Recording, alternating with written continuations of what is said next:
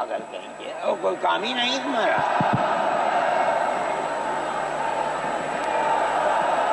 بسم اللہ الرحمن الرحیم۔ الحمد للہ نحمده ونستعینه ونستغفره ونؤمن به ونتوکل علیہ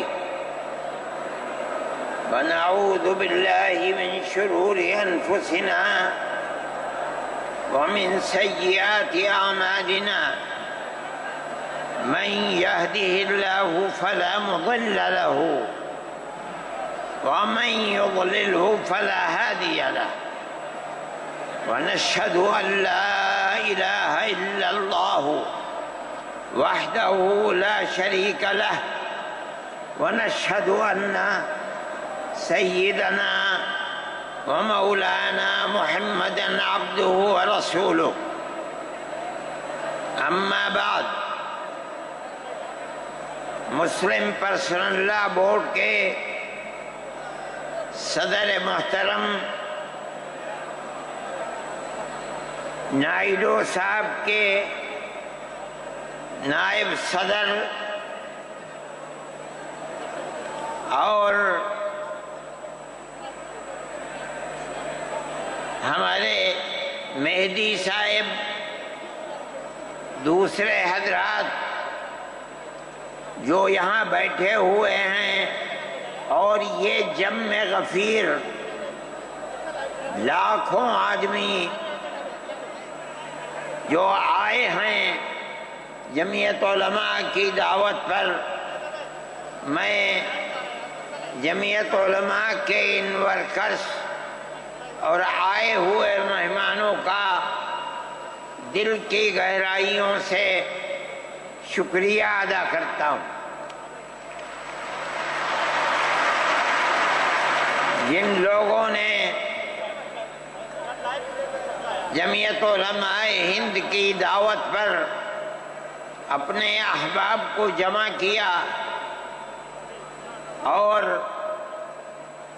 اپنے خرچ سے جمعیت علماء کا ایک پیسہ کیا پھوٹی کوڑی بھی نہیں لگی، آپ ہی لوگ کروڑوں روپیہ خرچ کر کے اپنی بسوں کا خود ہی انتظام کر کے یہاں تشریف لائے دعوت پر، اور آ کر بیٹھے۔ جمعیت علماء ہند کے خدام کے دل میں اس کی بڑی قدر ہے۔ اللہ آپ حضرات کو اس کا بہتر بدلہ عطا فرمائے۔ میرے محترم بزرگوں، آج ہی کا مسئلہ یہ نہیں ہے۔ جمعیت علماء ہند کی ایک تاریخ ہے، اور ایسی تاریخ ہے اپنے اس ملک کے لیے جو کسی دوسری ہندو مسلم پارٹی کے پاس نہیں ہے۔ علماء نے اس ملک کی آزادی کے لیے، اگر آپ ان کی تاریخ کو پڑھیں گے تو آپ کو اندازہ ہوگا کہ ان کی اس ملک کی آزادی کے لیے قربانیاں 150 سالہ قربانیاں ہیں۔ کوئی اس ملک کے اندر ہندو مسلم ایسی پارٹی نہیں ہے جس کی تاریخ ایسی قربانیوں کی تاریخ ہو۔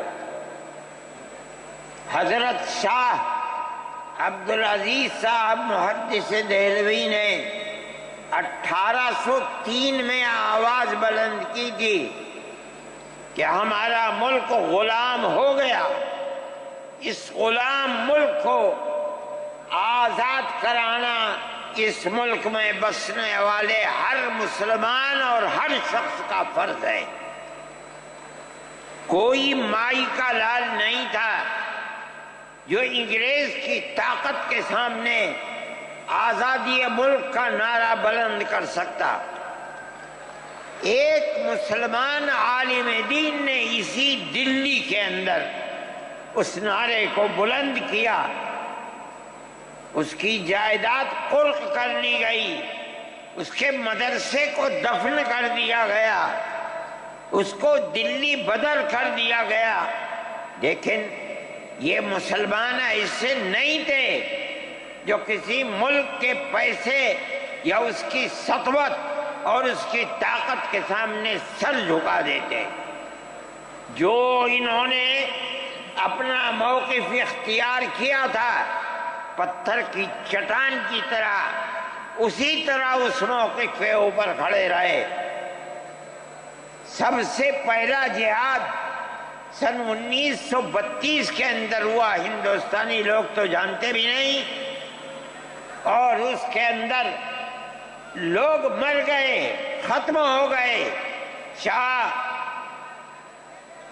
عبدالعزیز صاحب کے رشتے کے، ان کے قریب، ان کے اولاد میں شاہ اسماعیل شہید اور رائے بریلی کے شاہ احمد شہید، دونوں کے دونوں ختم ہو گئے، شہید ہو گئے بالا کوٹ کے میدان میں۔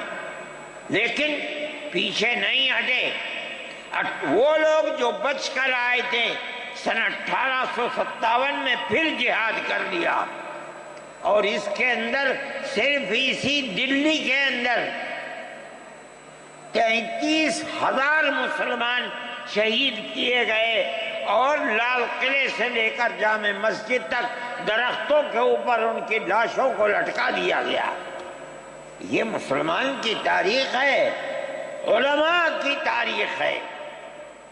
بتائیں کون ہے جس کی زندگی کے اندر یہ تاریخ مل سکتی ہے؟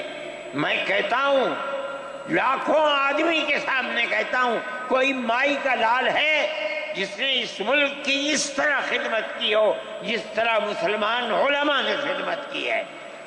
میرے بھائی، جمعیت علماء انہی مجاہدین کی بنائی ہوئی جماعت ہے۔ ہم تو ان کے جوتے سیدھے کرنے والے ہیں۔ ہمارا کیا کام ہے؟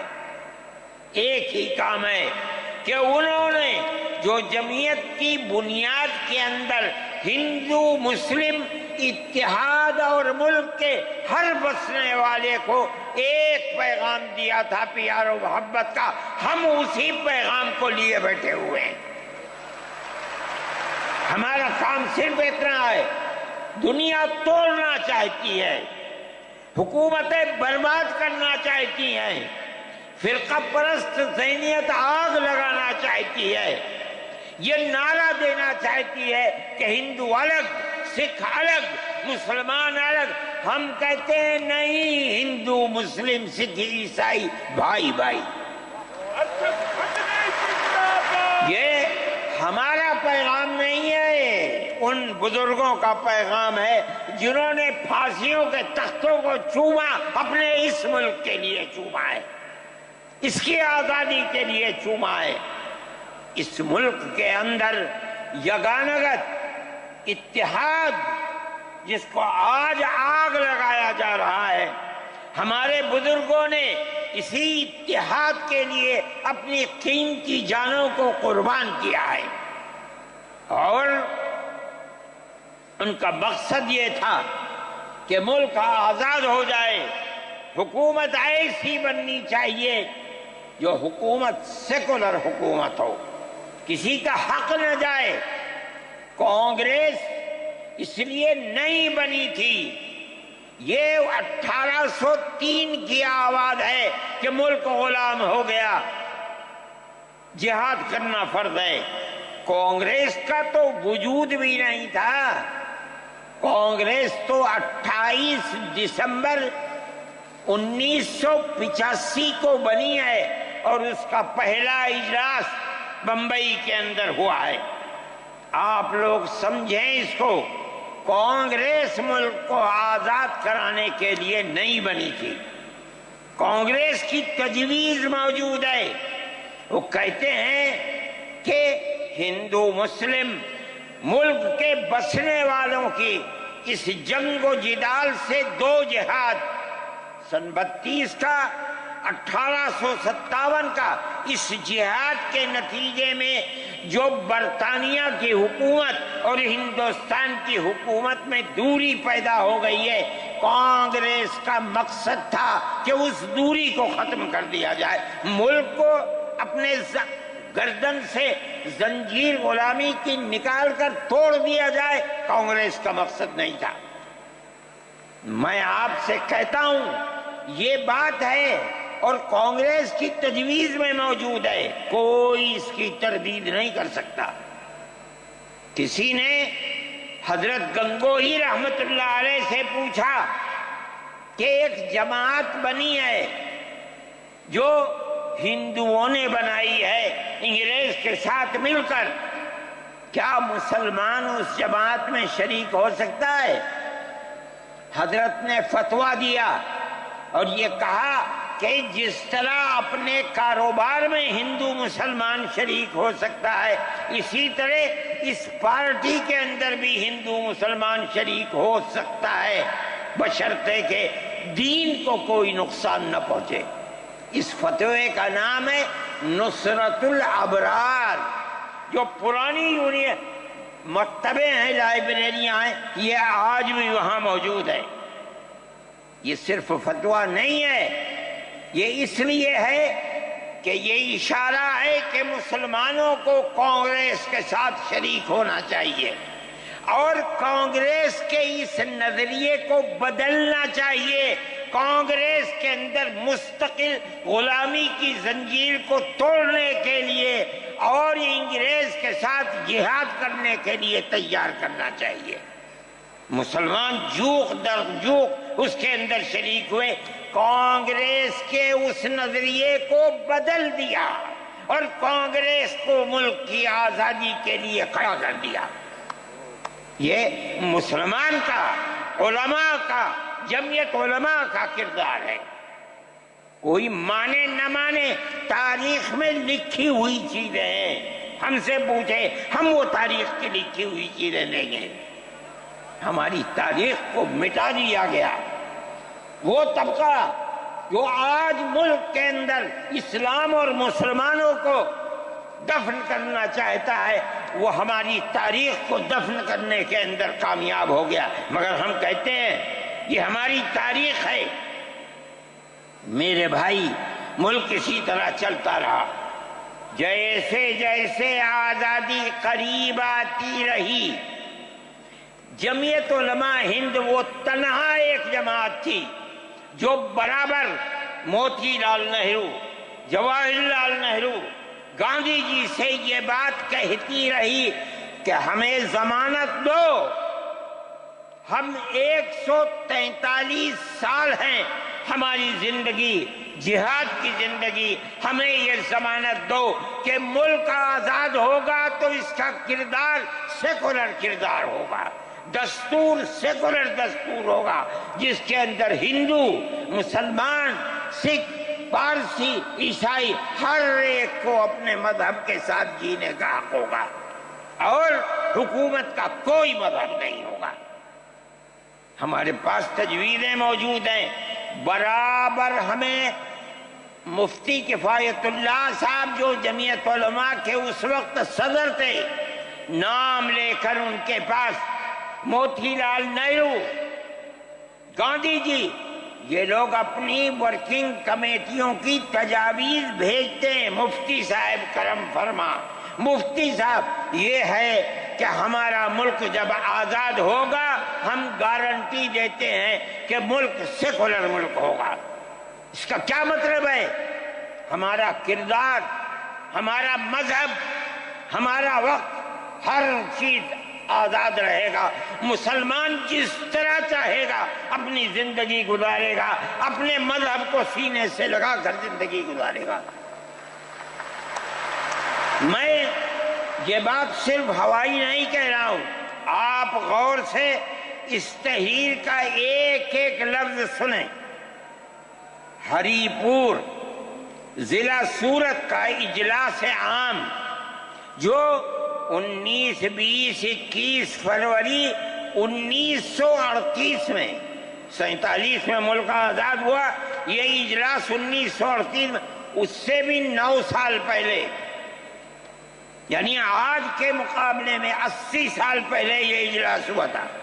اس کے اندر تجویز دیکھیے آپ، ورکنگ کمیٹی نے 1937 میں اپنی کلکتے کی میٹنگ میں اقلیتوں کے حقوق پر جو تجویز پاس کی تھی اسے یہ کانگریس منظور کرتی ہے، اس وقت کی بات ہے، اور نئے سرے سے اعلان کرتی ہے کہ ہندوستان کی اقلیتوں کے تمدنی، مذہبی اور لسانی حقوق کی حفاظت کرنا کانگریس کا پہلا فرض اور بنیادی پالیسی ہے، تاکہ حکومت کی کسی بھی ایسی اسکیم میں جس میں کانگریس شریک ہو، اقلیتوں کو ترقی اور نشو و نما کا زیادہ سے زیادہ موقع مل سکے۔ آپ الفاظ پر غور کیجئے، اور وہ قوم کی سیاسی، اقتصادی اور کلچرل زندگی میں پورا حصہ لے سکے۔ اس کے بعد اس بنیاد پر مسلمانوں کو مطمئن رہنا چاہیے کہ آزاد ہندوستان کی حکومت میں ان کا مذہبی فرائض، اذان، نماز، جمعہ، عید، روزہ، حج، زکوٰۃ، مذہبی تبلیغ، مساجد، مقابر، قربانی، مذہبی جلوس، مذہبی جلسے وغیرہ جملہ مذہبی رسوم اور مذہبی ادارے محفوظ ہوں گے، اور اسی طرح ان کی تہذیب و تمدن، ان کے تعلیمی ادارے، خانقاہیں، امام باڑے، عیدگاہیں، تکیے، کربلائیں، آثار قدیمہ، اوقاف وغیرہ سب محفوظ ہوں گے، اور اسی طرح ان کی زبان، ان کی شاعری، رسم الخط وغیرہ سب کے سب آزاد اور محفوظ ہوں گے، کسی پر کوئی رکاوٹ اور قید نہ ہوگی۔ جو میں آپ سے کہہ رہا ہوں، آپ دیکھیے، یو پی کانگریس کا شائع کردہ election board National Herald press Lucknow 1946 کے اندر، شاید 10 فروری ہے جو میں نے نقل کیا ہے، وہ مٹا ہوا تھا، اس کے اندر یہ بلیٹن شائع ہوا ہے۔ میں کہتا ہوں کہ ہندوستان کی جمعیت علماء کے بار بار کچھوکے لگانے پر وعدہ کرو کہ ملک سیکولر ملک ہے، وہ وعدہ کرتے چلتے ہیں۔ میں آج آپ سے پوچھتا ہوں کہ اس میں سب سے پہلی چیز ہے کہ مسلمانوں کا مذہب اور مذہبی فرائض محفوظ رہیں گے۔ آج میں پوچھتا ہوں، ملک کی آزادی کو 70-80 سال ہو رہے ہیں، بتائیے کیا محفوظ ہے مسلمانوں کا؟ آپ مذہب محفوظ ہے مسلمانوں کا؟ کیا آپ نے مسلمان مذہب کا مسئلہ قرآن و حدیث سے ثابت ہے؟ آپ جو کچھ کر سکتے تھے آپ نے نکاح اور طلاق کے اندر کر دیا، مذہب کا محفوظ ہے؟ آپ کی حکومت اتراکھنڈ میں ہے، آپ یکساں سول کوڈ، یعنی کوئی تعلق مسلمان کا مذہب سے نہیں ہوگا، گورنمنٹ جو قائم کرے گی اس کے اوپر مسلمان کو چلنا ہوگا۔ کہاں کا سیکولرزم ہے؟ کیا مسلمان اس پر اطمینان کر سکتا ہے؟ آپ کی زندگی اور آپ کی حکومت کا بنیادی ناپاک پتھر یہ ہے کہ مسلمان کو اپنے مذہب سے آپ دور کر دیں۔ کیا آپ اسے قبول کریں گے؟ یہ آج کی حکومت کا یہ مسئلہ ہے۔ مذہبی فرائض کہاں کے آپ زندہ رہ گئے؟ آج آپ نے مسئلہ بنایا ہے کہ اتراکھنڈ کی ریاست اور شہروں کے اندر مسلمان جو 50 سال سے آباد ہے، آباد بھی نہیں رہ سکے گا۔ یہ آپ کا کردار ہے، یہ تصویر ہے اور ناپاک تصویر ہے، ہم کہتے ہیں۔ جس تصویر کو آپ پیش کر رہے ہیں یہ تصویر سیکولر دستور کی تصویر نہیں ہے۔ ہمارا آج کا یہ کنونشن سیکولر دستور کی حفاظت کے لیے ہے۔ کہاں ہے جی؟ کیا کر رہے ہو؟ اس ملک کو، ملک میں رہنے والوں کے لیے جہنم بنا رہے ہو۔ جمعیت علماء اس کو قبول نہیں کرتی۔ ہم تو کہہ رہے ہیں اس بات کو، کسی کی زبان اٹھتی ہو یا نہ اٹھتی ہو، لیکن ہم کہتے ہیں کہ جو ہو رہا ہے وہ ملک کو آگ لگانے کے لیے، دستور کو آگ لگانے کے لیے ہو رہا ہے۔ جمعیت علماء اسے قبول نہیں کرے گی۔ اگر جمعیت علماء نے اس بدترین حکومت جو یہ کہتی تھی کہ ہماری حکومت میں سورج نہیں ڈوبتا، جمعیت علماء نے کبھی اس کے سامنے سر نہیں جھکایا ہے، اس کے بعد ہم کس کے سامنے سر جھکائیں گے؟ ہمارا سر صرف ایک اللہ کے سامنے جھکتا ہے اور کسی کے سامنے نہیں جھکتا۔ میرے بھائی، آپ ایک اس کو لیتے ہیں، میں کہتا ہوں اے کر بیٹھا، آپ کیا کہتے ہیں؟ اس کے اندر جہاں ہے وہاں اسی طریقے سے اوقاف وغیرہ سب محفوظ ہوں گے۔ اوقاف محفوظ ہیں، یہ آپ کے سامنے حضرت مولانا بیٹھے ہوئے ہیں، تقریر کی ہے۔ اوقاف کو ہڑپنا چاہتے ہیں۔ ہماری مسجدیں اسی دلی کے اندر 400 500 سال کی مسجدیں ہیں، جس میں جمعیت علماء کا دفتر بنا ہوا ہے، عبد النبی اکبر کے زمانے کی مسجد ہے۔ اور کتنی مسجدیں جن کے پاس اوقاف، اللہ اکبر، لاکھوں کروڑ کے اوقاف ہیں۔ جونپور میں جا کر کے دیکھو کیسی مسجدیں ہیں، دلی کے قرب و جوار میں دیکھو کتنی بڑی بڑی مسجدیں ہیں۔ ہندوستان کا وہ طبقہ جو ان مساجد کے اوقاف کو ہڑپ کرنا چاہتا ہے، کہتا ہے اگر کسی وقف زمین یا مسجد یا کسی بھی چیز کے کاغذات وقف کے نہیں آئیں اس کو وقف نہیں مانا جائے گا۔ کون 500 سال پرانے کاغذات لا کر کے پیش کر دے گا؟ قانون یہ تھا کہ جو مسجد بنی ہے، جو وقف پر بنتی ہے وہ وقف ہے۔ آپ کو کیا درد ہے کہ آپ اس وقف کو ختم کرتے ہیں؟ اس کا مطلب ہے مسلمانوں کی زمین کو ہڑپ کرنا چاہتے ہو، حرام کھانا چاہتے ہو، اس لیے ان اوقاف کو ہڑپ کرنا چاہتے ہو۔ ہم اس کو قبول نہیں کرتے۔ اوقاف ہمارے آباء و اجداد کے کیے ہوئے ہیں، اوقاف اللہ کی ملکیت میں دیے ہوئے ہیں، مسجدیں بنی ہوئی ہیں، آپ ان کی حفاظت کیجئے، اس لیے کہ ہم اس ملک کے رہنے والے ہیں، ہم باہر سے آئے ہوئے نہیں ہیں۔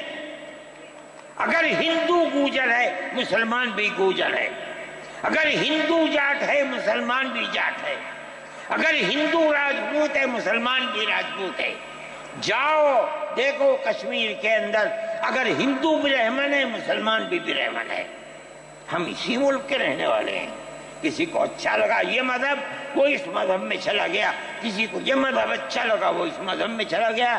کیا مذہب کی بنیاد پر اس ملک کے اندر آپ ہمیں جینے کا حق نہیں دیں گے؟ ہم اپنے جینے کا حق کو لیں گے۔ آپ نے جس سیاست کو اختیار کیا، آپ 2 الیکشن پہلے دیکھیے کس قوت کے ساتھ بی جے پی آئی تھی۔ آپ نے جس پالیسی کو اختیار کیا، سیکولرزم کو آگ لگانی چاہیے، اس کا نتیجہ اس الیکشن میں کیا ہوا؟ بی جے پی ہار گئی۔ میں کہتا ہوں کہ اگر چندرا بابو نائیڈو کی بیساکھی نہ ہوتی اور ادھر نتیش کمار کی بیساکھی نہ ہوتی تو بی جے پی گورنمنٹ نہیں بنا سکتی تھی۔ کیوں ہوا؟ وہ جو 14 سال پہلے